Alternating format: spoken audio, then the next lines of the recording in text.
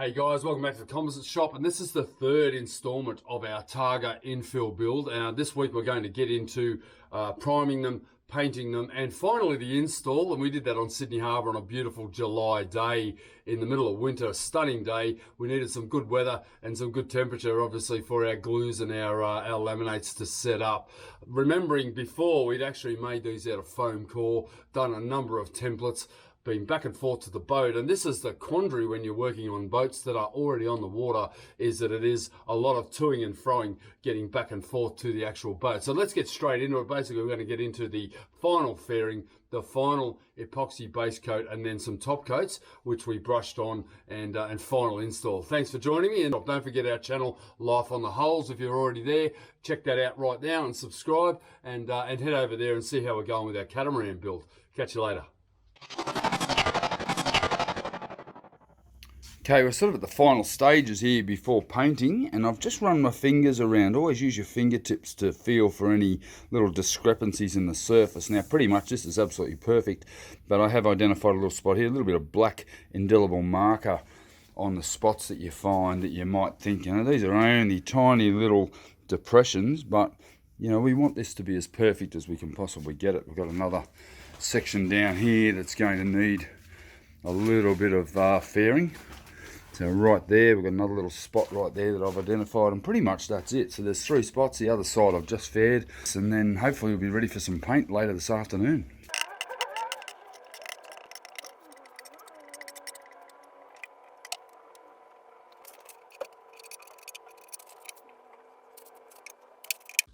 So in the end, it really doesn't matter how we use our orbital sanders and all these other tools we have.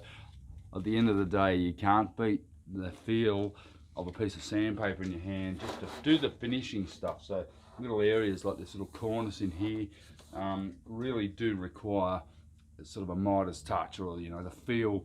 And as I run my finger through here, I now feel that it's perfectly fair. You can't do it by sight, because what you're actually invariably looking at is the dust and the fairing compound actually filling the holes. Until you run your finger along there and you feel a faired surface, it's not really good enough.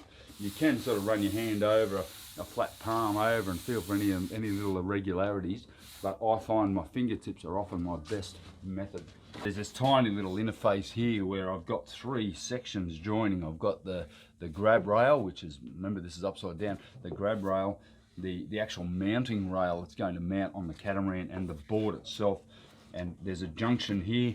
We need to make sure all of these look good, because when you're underneath and you're sailing, you've got plenty of time to look up and find faults, and I don't want anyone finding fault in my work. One thing about a job like this, you never ever finish it. You'll always think, I could have done a slightly better job down in here. So try to do the best job first, and then you don't have to worry about it later on. I'm going to give them 1 coat of base coat, which is actually an epoxy primer. We're using Norglass ship shape primer undercoat, and it's a 1:3 ratio, and I'm going to thin it down to around 10% with Norglass brushing thinners. The idea is I'm going to give the tops of both of these hard tops just 1 quick brush coat. I'm going to give it at least 16 hours before we touch it. We'll then flip it over, we'll do the other side, and then I'm going to sand it all back, and then we're going to do the whole process again. So this is going to take around about a week and a half to get these painted up if I follow the chemistry correctly. What I'm aiming to do is fit them on Ron's boat around mid next week. We don't want to lose that chemistry once we get going. So once you start mixing epoxies and polyurethanes and fiberglass, we've waited for a full cure on the actual product itself. All the polyester's gone off, all the fairing compounds gone off. I've left it all weekend, so we've had like 72 hours since these have had any fairing on them, and now it's time to start with our base coat. Okay, so it's really important that we follow the directions implicitly. So it's a 3:1 ratio. So we've got 3 parts main paint. This is the undercoat, 1 part catalyst, and then 10% thinners. Now it's actually Northane brushing thinners. Very important that we don't use spraying thinners, because that will thin it out too much. So essentially the important part is though that we mix this mixture and we let it sit for about 10 minutes, because these epoxy type products will have quite a bit of gas in them, and if you let it sit for 10 minutes or so, we'll make sure we get all the air bubbles out. And because both parts have the catalyst in it, We're making sure that both the catalyst and the original part are fully catalysed prior to applying to our job.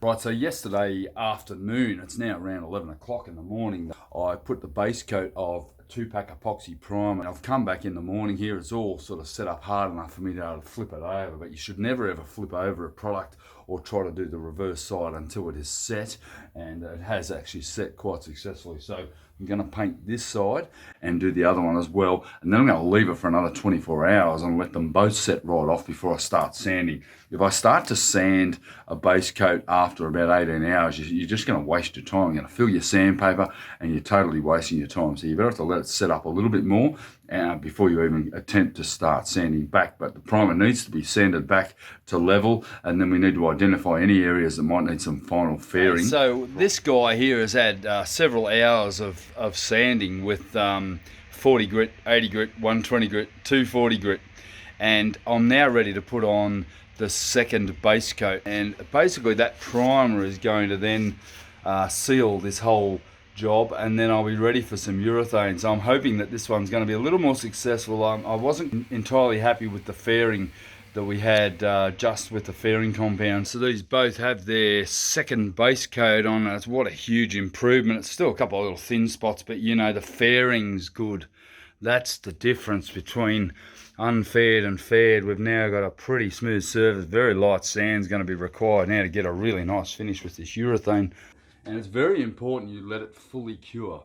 So here we are around 48 hours later. We've got a full cure on the second coat, and it didn't quite come up as fair as I thought it would. So it's now had another sand of 120 grit and then 240 grit with my orbital sander, and it feels amazing now. So it's as smooth as it could possibly be. Now the next coat, and I'm going to be the first to admit it, I'm not a painter.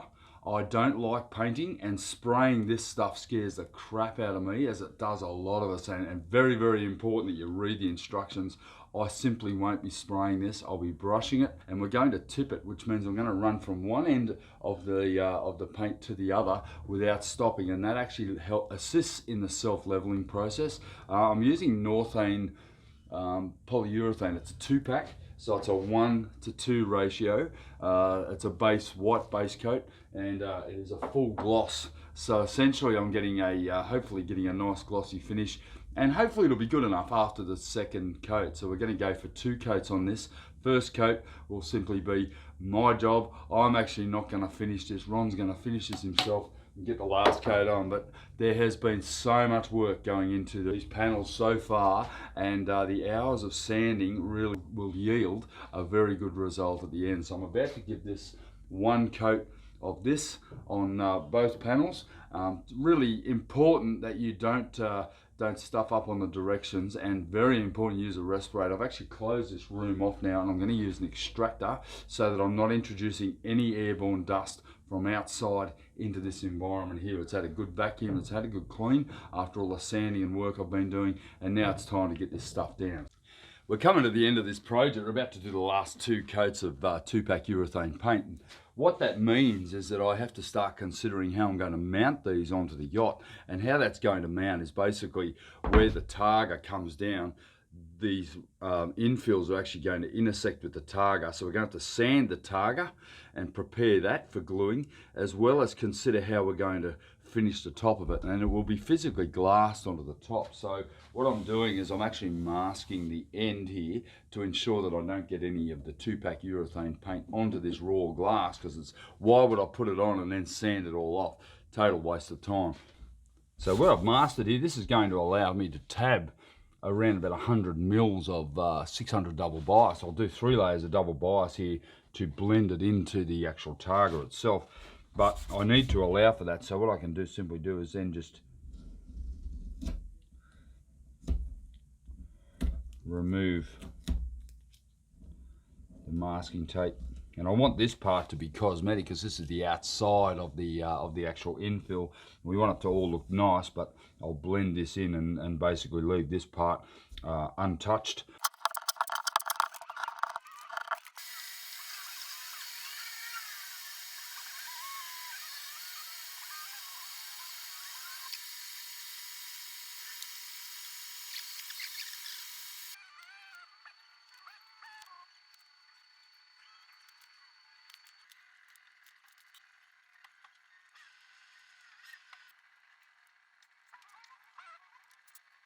I've done the edges. These guys are now finished. I'm going to put them away a couple of weeks. I'll take them up to Ron.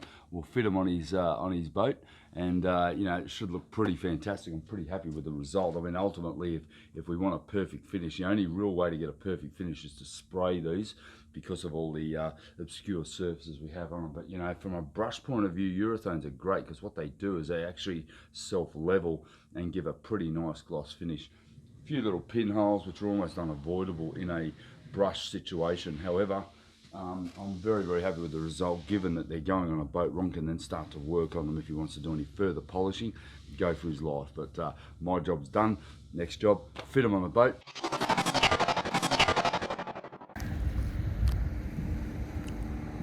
Righto guys, we've driven up. We left at about 5:30 this morning. We've come up to Glebe in Balmain in Sydney, and we're going to fit Ron's hard tops today. I picked Sam up this morning and he's filming, and yeah, we're going to fit these hard tops 4 months later. What took them so long? COVID. COVID. I bet you're hanging out for some shelter.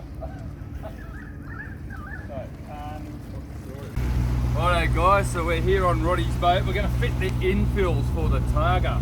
We've had them for 4 months, haven't we, mate? We've had them for 4 months. 4 months we've been sitting in our factory waiting for COVID to clear. We've decided to risk coming up and being with the old guy.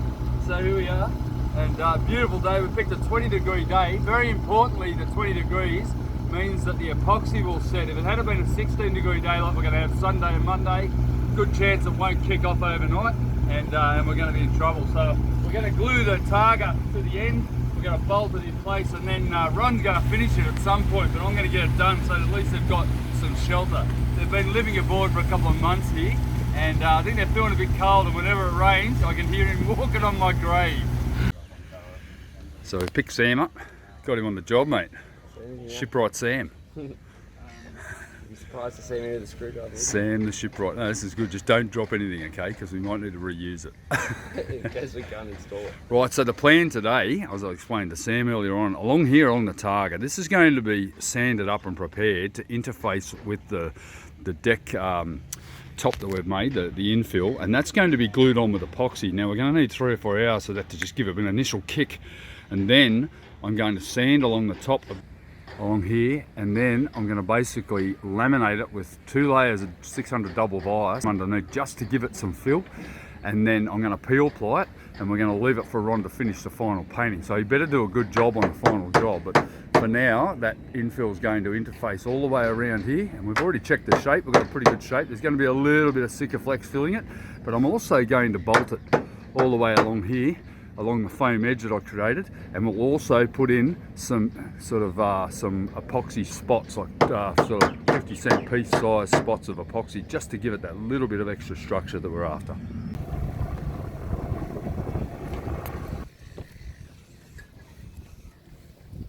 Alright, so now we can switch systems because we've got a barrier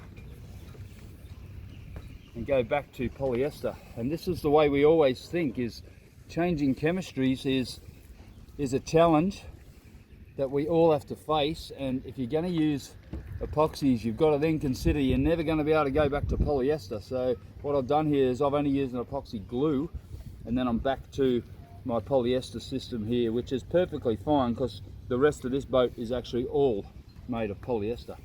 It's a 600 double bias, and the orientation, it's 45 and 45. If I just did a biax one way, 90 degrees and 0, you're not getting the structural strength. Double bias will always give you that. I mean, unis are very different because they're one long line, and that'll give you structural strength lengthwise. I'm looking for structural strength all over this this hard top, so a double bias going to give. All right, last layer to go on before the peel ply, and then we're donezo. So close. So close. That's cheating.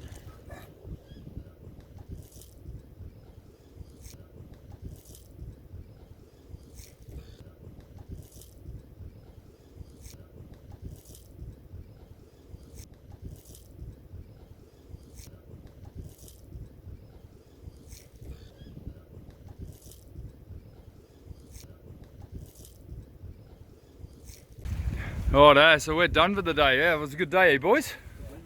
Thanks, guys. That's a job well done. Thank you, Ross. Pleasure, mate. Pleasure, buddy. Looking pretty good, eh? Yeah, that's an awesome result. They're going to be very, very happy with them when they get them sealed up.